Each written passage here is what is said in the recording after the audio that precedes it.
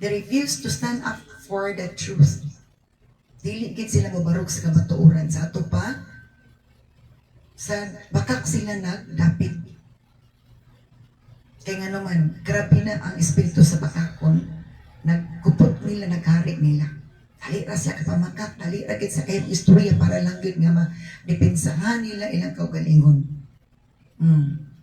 So, atod pa, they refuse to stand up for the truth. Di na gid sila mo barog sa kamatuoran. Nanagid sila palig sa bakak sa sayo. So, muna isang po na itabo karon sa atong nasod.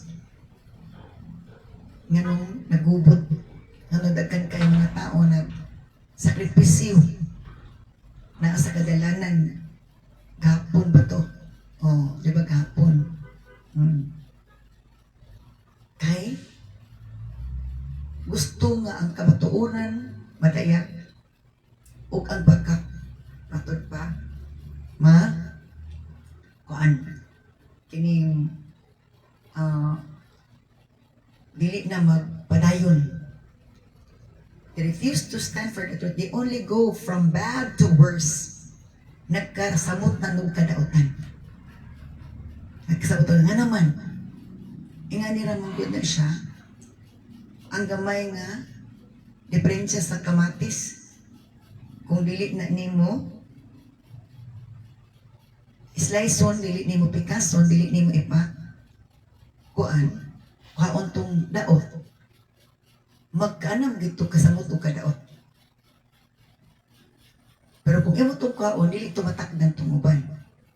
So inga na, ang kaaway mura sa og mga bugaw o bakterya nga mo pa worse sa sitwasyon.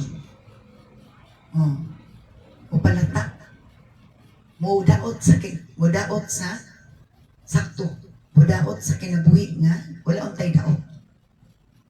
So they only go from bad to worse. Nagkasamot sila o ngilngig. They do not know me, says the Lord. Ingon ang versikulo 3 sa Jeremiah chapter 9. Wala sila na side nako, says the Lord. Kasi pasabot ani wala sila side. Nakaila sila Ginoo, pero wala na sila nangisayod sa Ginoo. Wala na sila nag-seek sa Ginoo. Wala na sila nangita sa Ginoo. Kaila sila nga naay Ginoo, pero wala na sila nangita og Ginoo. Mura pag-ingani ba? Gusto sila na itrabaho, pero wala sila nangitag trabaho. Di wala sila trabaho.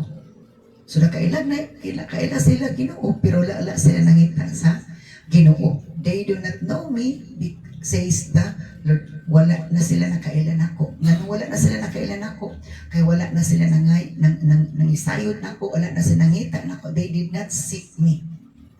Wala na sila nangita.